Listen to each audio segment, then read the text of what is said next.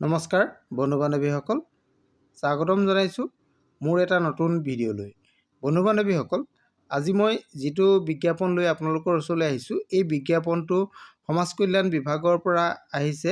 সমাজ কল্যাণ বিভাগৰ মহিলা আৰু শিশু বিকাশ বিভাগৰ কিছুমান পদ পূৰণৰ কাৰণে বিজ্ঞাপন প্ৰকাশ কৰিছিল। সেই বিজ্ঞাপনটো লৈ আজি মই আপোনালোকৰ ওচৰলৈ আহিছোঁ। আপোনালোকে বিজ্ঞাপনটোৰ সবিশেষ জানিবৰ কাৰণে ভিডিঅ'টো শেষলৈকে চাব। আৰু যদি আপোনালোক মোৰ চেনেলত প্ৰথমবাৰলৈ আহিছে তেন্তে চেনেলটো ছাবস্ক্ৰাইব কৰি কাষতে থকা অল নটিফিকেশ্যনটো অন কৰি দিব, যাতে আপোনালোকে এনেধৰণৰ ইনফৰ্মেটিভ ভিডিঅ'বিলাক সৰ্বপ্ৰথমে লাভ কৰিব পাৰে। আহক আজিৰ ভিডিঅ'টো আমি আৰম্ভ কৰোঁ।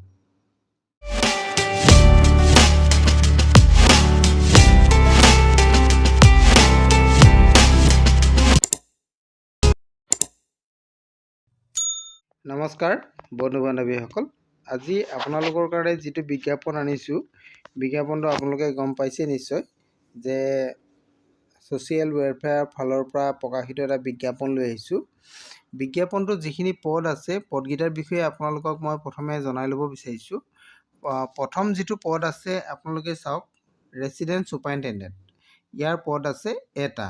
আৰু 2 নম্বৰ যিটো পদ আছে এইটো অফিচ এছিষ্টেণ্ট। আৰু 3 নম্বৰ যিটো আছে আপোনালোকে চাওক, মাল্টিপাৰ্পজ ষ্টাফ। আৰু 4 নম্বৰত আছে কুক, 5 নম্বৰত আছে ছিকিউৰিটি গাৰ্ড। এইকেইটা পদ ইয়াতে ভেকেঞ্চি আছে। এই পদকেইটাৰ কাৰণে মই আপোনালোকক কি লাগিব সকলোখিনি কথা প্ৰথমে জনাই লওঁ। আপোনালোকে চাওক, যিটো ফাৰ্ষ্ট পদ আছে ৰেচিডেণ্ট ছুপাৰিনটেণ্ডেণ্ট, তাৰে পদ আছে এটা। আৰু এই পদটোৰ কাৰণে আপোনালোকৰ দৰমহাটো 21,000-ৰ পৰা আৰম্ভ হ'ব।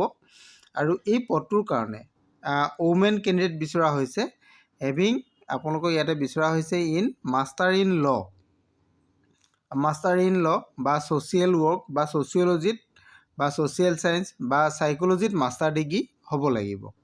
তেনেকুৱা কেণ্ডিডেটে ইয়াতে আবেদন কৰিব পাৰিব। ইয়াতে আপোনালোকে গোটেই বস্তুখিনি জানিব পাৰিছে যে মাষ্টাৰ ইন ল' হ'ব লাগিব বা মাষ্টাৰ ইন ছ'চিয়েল ৱৰ্ক বা master in sociology, master in social science বা মাষ্টাৰ ইন ছাইক'লজি। এইকেইটা ডিপাৰ্টমেণ্টত যদি আপুনি মাষ্টাৰ ডিগ্ৰী লাভ কৰিছে তেনেহ'লে আপুনি এই পদটোৰ কাৰণে আবেদন কৰিব পাৰিব। 2 নম্বৰতে আপোনালোকৰ যিটো পদ আছে অফিচ এছিষ্টেণ্ট। অফিচ এছিষ্টেণ্ট পদ আছে এটা। আৰু এই পদটোৰ কাৰণে দৰমহা আপোনালোকৰ 17,000 টকাৰ পৰা আৰম্ভ হ'ব। আৰু এই পদটোৰ কাৰণে আপোনালোকৰ শিক্ষাগত অৰ্হতা গ্ৰেজুৱেট বিচৰা হৈছে। গ্ৰেজুৱেট লাগিব আৰু লগতে আপোনালোকৰ 3 বছৰ এক্সপিৰিয়েঞ্চো ইয়াতে বিচৰা হৈছে। আৰু 3 নম্বৰ যিটো পদ আছে মাল্টিপাৰ্পজ ষ্টাফ। মাল্টিপাৰ্পজ ষ্টাফত আপোনালোকৰ দৰমহাটো ইয়াতে 10,500 টকাৰ পৰা আৰম্ভ হ'ব। আৰু পদ আছে এটা। আৰু এই পদটোৰ কাৰণে আপোনালোকে কি হ'ব লাগিব হৈছে, এনি ৰিটায়াৰ্ড পাৰ্চন, যিকোনো শিক্ষাগত অৰ্হতা থকা ব্যক্তিয়ে ইয়াতে আবেদন কৰিব পাৰিব। আৰু নলেজ এণ্ড এক্সপিৰিয়েঞ্চ লাগিব, ৱৰ্কিং ইন ৰিলিভেণ্ট ডমেইন। আপোনালোকৰ এইটো বিভাগত আপোনালোকৰ কাম কৰা অভিজ্ঞতাৰ প্ৰয়োজন হ'ব।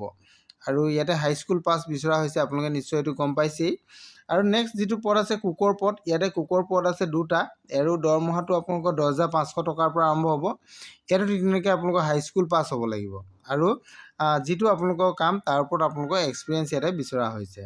আৰু ছিকিউৰিটি গাৰ্ড আছে। ছিকিউৰিটি গাৰ্ডৰ এটা পদ আছে, ইয়াৰে দৰমহাটো আপোনালোকৰ 9,000 টকা হ'ব। আৰু ইয়াৰ কোৱালিফিকেশ্যন SSLC পাছ অৰ্থাৎ মেট্ৰিক পাছ হ'ব লাগিব। আৰু লগতে 2 বছৰ আপোনালোকৰ কাম কৰাৰ অভিজ্ঞতা থাকিব লাগিব। এইখিনি কথা আপোনালোকে গম পালেই। ইয়াৰ কাৰণে আপোনালোকে কি ডকুমেণ্টছ আপোনালোকৰ প্ৰয়োজন হ'ব। ডকুমেণ্টেশ্যনটো আপোনালোকে চাব, SSLC এডমিট কাৰ্ড আৰু আপোনাৰ বয়সৰ কাৰণে লাগিব। এজটো আপোনালোকৰ প্ৰুফ কৰিবৰ কাৰণে, এজ প্ৰুফৰ কাৰণে আপোনালোকৰ এইটো বস্তু প্ৰয়োজন হ'ব। আৰু লগতে আপোনালোকৰ যাৱতীয় যিখিনি কোৱালিফিকেশ্যন চাৰ্টিফিকেট এইখিনি লাগিব, আধাৰ কাৰ্ড লাগিব, ভোটাৰ ID লাগিব। এইখিনি বস্তু আপোনালোকৰ ইয়াতে প্ৰয়োজন হ'ব। এই বস্তুখিনিৰ সহায়ত আপোনালোকে আবেদন কৰিব পাৰিব। গোটেই বস্তুখিনি লৈ আপোনালোকে অফলাইন আবেদন কৰিব লাগিব। যিহেতু পদখিনি লখিমপুৰ ডিষ্ট্ৰিক্টৰ পৰা আহিছে, নৰ্থ লখিমপুৰ ডিষ্ট্ৰিক্টৰ পৰা আহিছে, গতিকে আপোনালোকে নৰ্থ লখিমপুৰ ডিষ্ট্ৰিক্টৰ এই ডকুমেণ্টছখিনিৰ সহায়ত ষ্টেণ্ডাৰ্ড ফৰ্মত ফিল আপ কৰি আপোনালোকে ফৰ্ম জমা দিব লাগিব।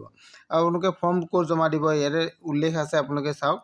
District social welfare officer, north Lakhimpur, নিশ্চয় দেখিছে আপোনালোকে, থানেশ্বৰ হাজৰিকা পথ, ৱাৰ্ড নং 7, district Lakhimpur, Assam, pin number 787001।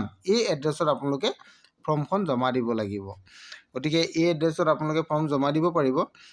কিমান তাৰিখত আপোনালোকে জমা দিব পাৰিব এইখিনি কথা ইয়াতে উল্লেখ আছে। আপোনালোকে যদি চাব বিচাৰে তেনেহ'লে জানিব ইয়াতে 5 জানুৱাৰীলৈকে আপোনালোকৰ টাইম আছে। গতিকে 5 জানুৱাৰীৰ ভিতৰত আপোনালোকে ফৰ্ম জমা দিব পাৰিব। আৰু 20 ডিচেম্বৰৰ পৰা ফৰ্ম জমা লৈ আছে। গতিকে আপোনালোকে 5 জানুৱাৰীৰ ভিতৰত আপোনালোকে ফৰ্ম জমা দিলেই হৈ যাব। গতিকে ইয়াৰ সবিশেষ আপোনালোকে জানিলে। আৰু সবিশেষ যদি আপোনালোকে জানিব বিচাৰে ইয়াৰ অফিচিয়েল ৱেবছাইট আছে। অফিচিয়েল ৱেবছাইটত যদি আপোনালোকে যায় অফিচিয়েল ৱেবছাইটত আপোনালোকে ইয়াৰ বিজ্ঞাপনটো পাই যাব আৰু সবিশেষ আপোনালোকে জানি ল'ব পাৰিব। আৰু যদি কিবা অধিক তথ্য জানিব বিচাৰে তেনেহ'লে আপোনালোকে মোৰ ভিডিঅ' শেষত কমেণ্ট কৰিব পাৰে। মই আপোনালোকক সহায় কৰিবলৈ চেষ্টা কৰিম। Thank U.